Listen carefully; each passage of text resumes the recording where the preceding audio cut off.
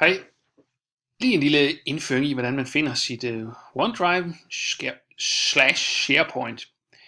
Man starter med at finde sin EasyIQ ned i bunden her. Og logger ind.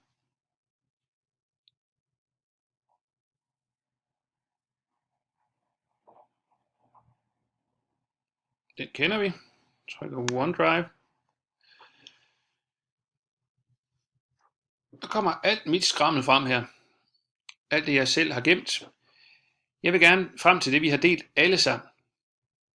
Der går jeg op i det her hjørne med de her 9 firkanter, hvor jeg kan vælge en masse skæg.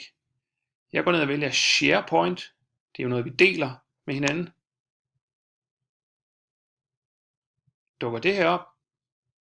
Jeg følger nogle stykker her. Det eneste der fungerer indtil videre er Lukasskolen. Og det er jo dokumenter vi deler. Så ligger der en masse herinde så. Jeg kunne gå ind og sige dansk. Så ligger alle klasserne her.